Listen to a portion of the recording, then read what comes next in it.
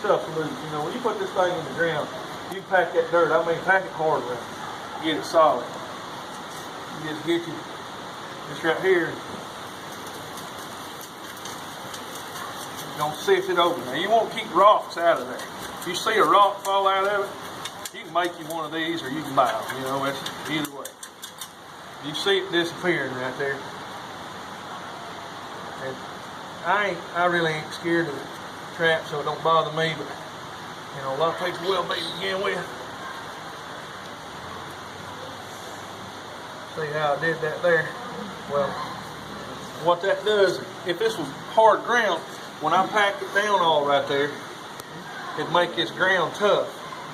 You just take and you do the top edge, because that top edge will be a little bit loose. You just knock the top edge over so it covers that gap right there. See how I filled that gap in around there where stuff don't go under that hand? And then you just sift over it right there. And that thing's gone. I didn't bring my drill. You want it? Yeah, yes. Let me show. I know I should have showed y'all this, but when you first start setting these, pay close attention to where the center of your trap is there. I'll clean it off so y'all can see it. You know, right here is the center of my trap. I'll sift it back over, but I'm going to just show you about the hole. Now, I ain't going to drill it all the way in there just because I don't want to turn the ground up. Everybody has got different preferences.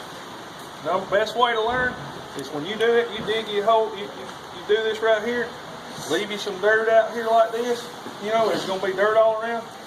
If you miss him, you'll see where he came up and how he kind of worked. It's going to teach you. There ain't nothing replaces going out there and doing it to learn. But I like to go 9 or 10 inches or so, you know, like that, for a coyote. That's if I'm just trying to catch a coyote. You set, I'll just show you what we do right here. We may just have to make do with what we can because that stuff don't want it. There's some plumbing on there. I ain't going down there. That's right. That's why I ain't going no further. But you got us a hole there. And y'all can see, you know, we don't have it like this. Kind of, this shaving's a little hard to work with. You got a hole there. Just back here. That's about, you know, I'm probably 11 there, but that's fine. And I'm offset because he's going to come around. And truth be told, if you had this same situation and that piece of high ground right there behind it, that coyote's going to go on that high ground first, every time. He's going to come around behind it. He's also going to go to the back of that hole. Because if you dig that hole in there at an angle, you think about this. He makes a living with his feet and his mouth.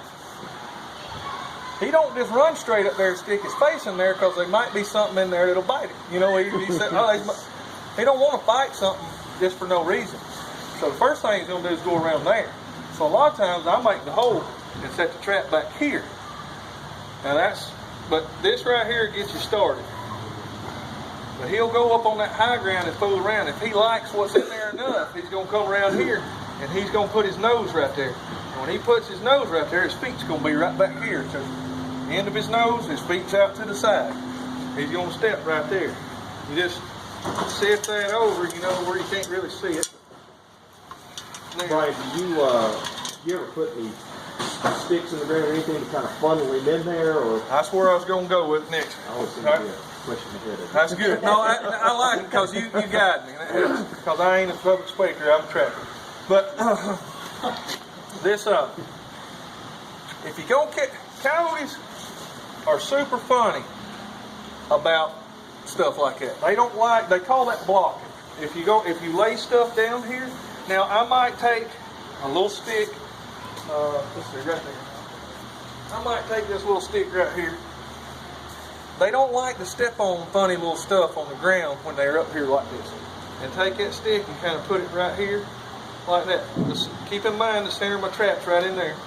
Put it right in there, because if you got like a little pine stick or something laying there, you kind of stick it, the end of it in the ground right here, just outside your trap. This won't do it as good. And leave it sticking up. You know, if he's right here working around, he'll try not to step on that. He'll try to step over it. But what I was telling you earlier, if you're dead after coyotes, you sit back here. about 11 inches, 9 to 11 inches. If you want to have a good chance at catching everything that comes by, because if you sit right here, a lot of foxes are going to come up here. They're going to come right up here, and they're going to get right in here, do whatever, and leave, and you ain't going to catch them. So if you're going to catch, if you wanted to set it where you catch everything, let's find the center there. Off the grave, and I'm in the wrong spot. I don't bother me. You may find it the hard way. That's all right. I've found them plenty. But if you're gonna do that, I'm trying to find this. A lot of times, what I do, if you want this, you just want to check. You know, a lot of people just want to set a trap. They want to catch something. You get tired of going out there looking at them and not catching nothing. You know, you go out there enough, you don't catch nothing. You say, man, I'll take anything. It happens. You know. You set that trap right here. You drill your hole right here. This old stuff makes it hard for me to do, but you know, this would be a better hole than some hard ground. But basically, what you're gonna have is you're gonna have this hole right here, wallered out, and right here, right at the edge of that hole, is the jaw of that trap. If you set it right there, if a fox comes, you'll catch him. You got a good chance of catching a coyote if he comes up there, and a bobcat if you sit right there. When you sit back here, you sort of eliminate the fox.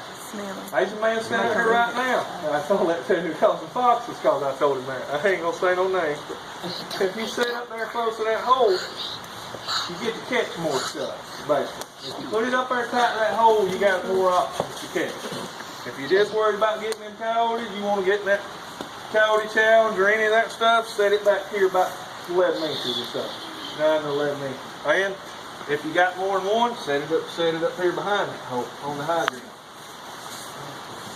Anything else y'all want to ask about this? Do you always set your trap before you set your hole for all your? I do, because I picked the spot because I think the animal's gonna come through here. You know, I think he's gonna come through this area, and I'm gonna put the trap where it really needs to be without the hole. If that makes sense to you, I'm gonna set that trap where really I got a chance of catching something if I ain't got nothing else there. He just